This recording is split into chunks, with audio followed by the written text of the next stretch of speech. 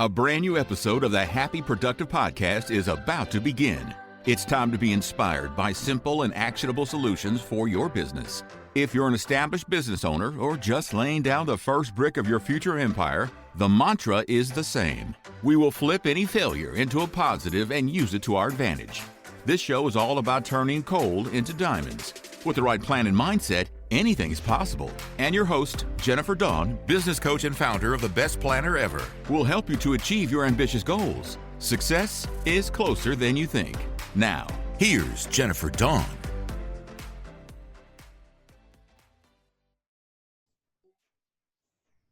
Hello. This is Jennifer Dawn. Welcome to Happy Productive, episode number 17. And today we're going to dive into focus and time management, because here's the deal. Time management is not about getting more done in a day. And I really mean this. Now, in my earlier years in business, I thought time management was really and truly all about how much could I possibly get done in a day. And the more I crossed off my to-do list, the more I thought I was so productive and efficient and really kicking butt at time management. But that was not the case at all. What I was really proficient at was burnout and running myself into the ground and working all the hours that God gives. And I was really good at not having time for myself or taking care of my health or spending as much time with my family as I wanted to, right? Because I was so busy getting things crossed off my list. So what I later learned in life, and the strategy I use now, is that time management is really about focusing on the right things to get done in a day, not the quantity, right? And then when you know what those right things are that you need to get done, staying committed and disciplined to actually completing them. That's really what focus and time management are about. Now, if you're running from the moment your feet hit the ground in the morning, right, all day long, you're putting out fires, you're solving everyone else's problems, maybe you're even doing some of their jobs, you're doing all the thinking for them, right? You're going that extra mile, you're never saying no to anybody. If that's you, then you're going to find that it's really difficult to have time for yourself, to grow your business, to go after your own goals, both personal and professional. And you might even find that you're not really making progress that feels real, right? Because progress is real when we see the results. We want to see the results on our calendar, meaning that we have more time, and we want to see results in our bank account, meaning that we have more money, right? Time and money. And that's a great gauge of, are we really seeing the results that we want in life and in business? So today, let's dive into 6 ways that you can sharpen your focus when it comes to time management. All right, number 1, take a break and look at the big picture. And here's what I mean by that. When things are starting to feel just super complicated or super overwhelming, I want you to step away. Give it some room to breathe. For me, when I get really overwhelmed, or I've got a big problem I need to solve, or I'm just not quite sure what I want to do, to get my focus back, I will go to the barn. So I'm a horse girl. I have a horse. And the process of just getting in the car, driving out to the barn, it's about a 20-25 minute drive, being at the barn, riding the horse, hanging out there, and then driving back, it almost never fails that when I take a break and I step away, those challenges, those problems, the answers that I need, they just all seem to come to me because I've given it some room to breathe. It's almost like the idea of kind of zooming out. So when you're really in the middle of something, you're really focused on it and you just can't quite see all of it. You want to zoom out so that you can look at that big picture. Sometimes I'll just even get myself clear by asking some basic questions. 1, where am I going? 2, where am I now? Right? Okay. So, and it's just really simple stuff, but it just requires me to focus and get clear. Where do I want to go? Where am now? Then I'll ask, what milestones do I need to pass? And for each of those milestones, what smaller actions get me there? And then I'll write it down. if I haven't already. If it's already written down, I'll pull it out and I'll see where I'm off track. Without fail, this never fails to get me back on track and get my focus back just by asking some very, very simple questions, by taking a step back, taking a break. And in fact, in my coaching programs, this is one of the most important things we do. We take time to actually get clear on what that big picture is. And we do this with a vision statement. We create vision boards. We can do anything like that where we're getting clear on our big picture.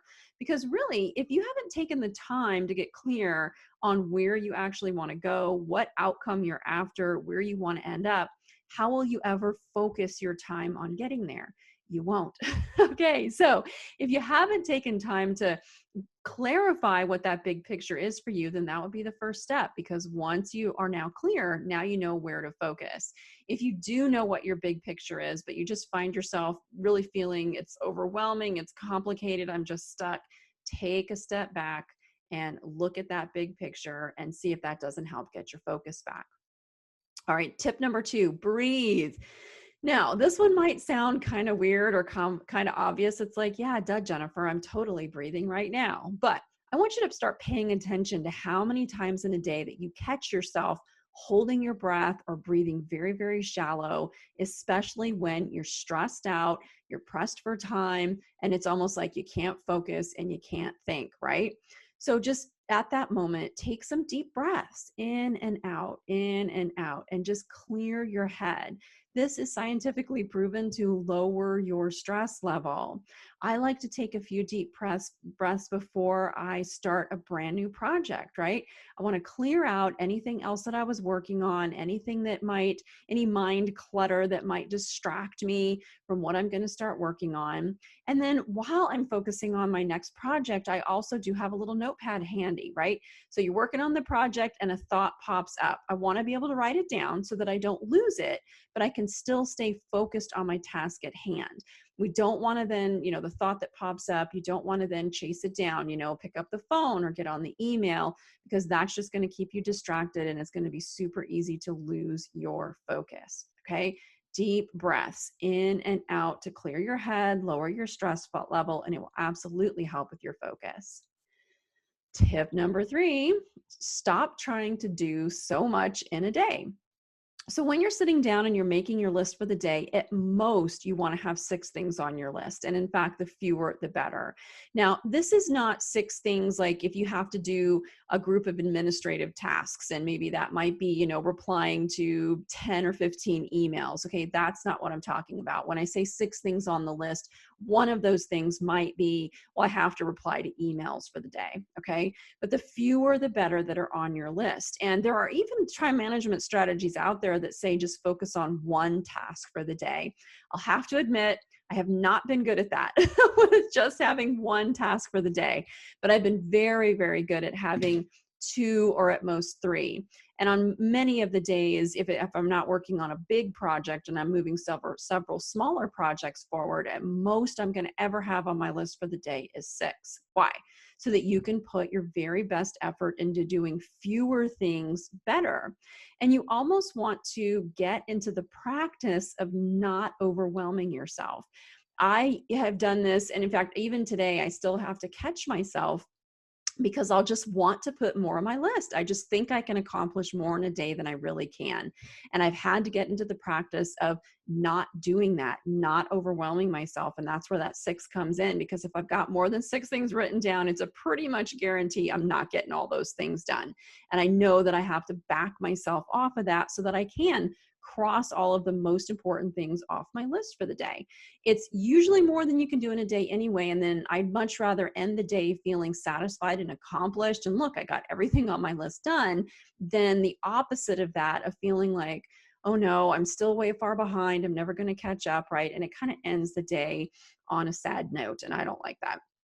Okay, so that's number 3, is stop trying to do so much in a day. Limit your list to no more than 6 things.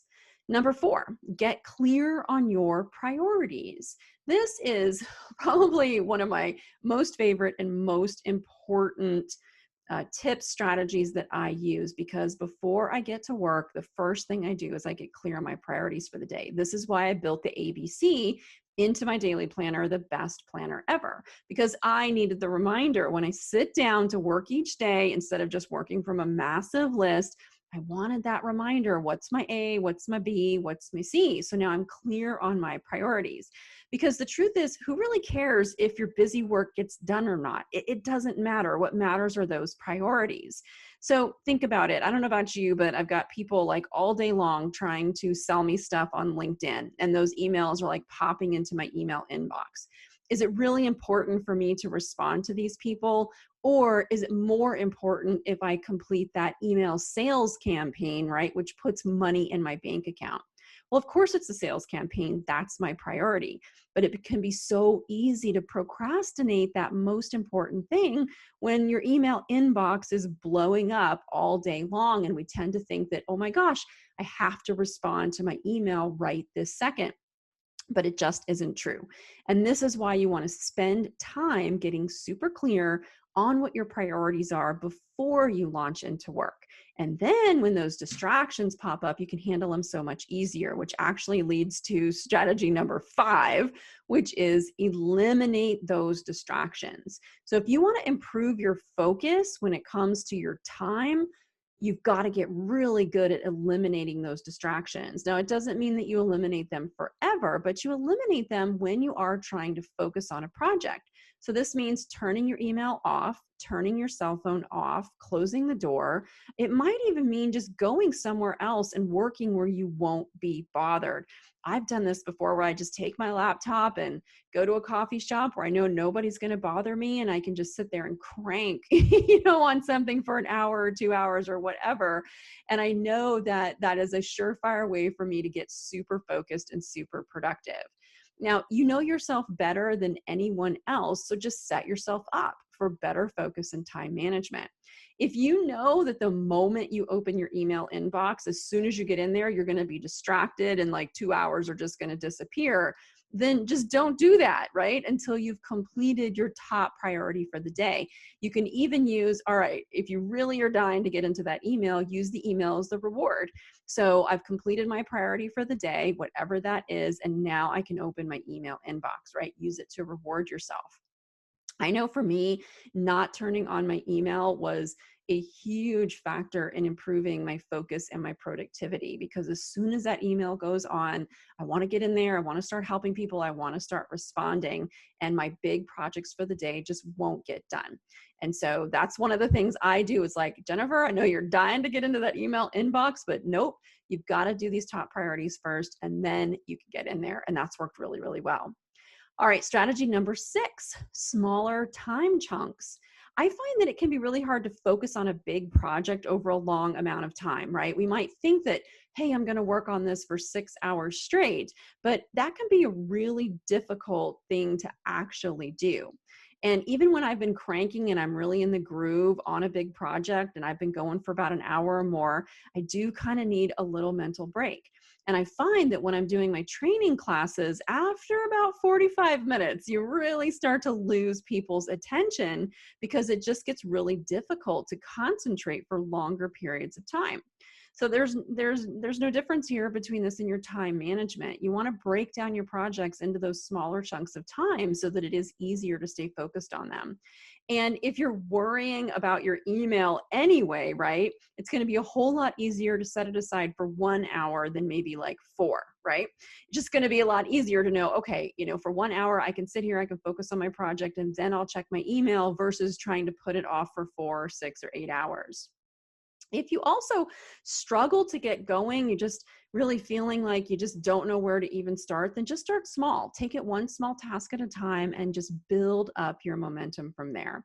And these are the 6 strategies, you guys, to help improve your focus and help improve your time management. I really hope that these ideas help you, and I hope that you actually take them and make them work for you, where we are all not the same, and what works for me may not work for you. I do, of course, time management because I have my best planner ever, but I like to call it gentle structure. I don't like the whole rigid, this is the time management system you absolutely have to use, because I found so many different, time management practices haven't worked for me. I need some flexibility in there, but you do have permission to pull out of this what will work for you, what applies for you. Hopefully it gets your creative juices flowing and you can come up with some ideas that will also help you improve your focus. Again, this is all not so that you can get more stuff done in a day, but so you can get the right things done in a day. So you can see real progress on your goals and have time left over for the things in life that really, really matter. Things like seeing your friends or spending time with your loved ones, pursuing your hobbies, your interests, your health, your fitness, right? You get the idea. That's what I want for myself, and that's what I want for you too. It's time management for those right reasons. Now, if you need help with this, absolutely consider joining one of my coaching programs. So many high-performing and successful CEOs and entrepreneurs, they all know that getting a coach is not a sign of weakness, it's actually a sign of strength. And so many studies have found that when you invest in coaching, it provides an almost 600% return on your investment. Wherever you are right now, if you could be 600 times better by working with a coach, wouldn't you want some of that for yourself? I know that I always have a coach, and this is why, and I want that for you as well. Now, if you need to learn more, you can visit either of my websites, bestplannerever.com. That's where you can find information on the best planner ever, the best journal ever. And for coaching, you can visit jenniferdawncoaching.com. Two of my coaching programs, one in Goal Achievers, we tackle one life topic per month. And in the Inner Circle, which is for business owners, we take you by the hand and we help you eliminate the frustration from your business so that you can relax and you can really enjoy that life that I know you've been dreaming about. Okay, you guys, that's it for today. Thank you so much for listening. Now go out there and have a happy, productive day. I hope you found today's episode of the Happy Productive Podcast inspiring. Every successful business is formed by a set of small, consistent, and attainable steps. Visit us at jenniferdawncoaching.com to take your next step and learn how to meet your business goals. On the website, you'll find free resources, along with the links to the life-changing coaching programs that have transformed the personal lives of so many of Jennifer's clients. Many of them started their journey by listening to this podcast. Thank you for listening, and stay tuned for our next episode.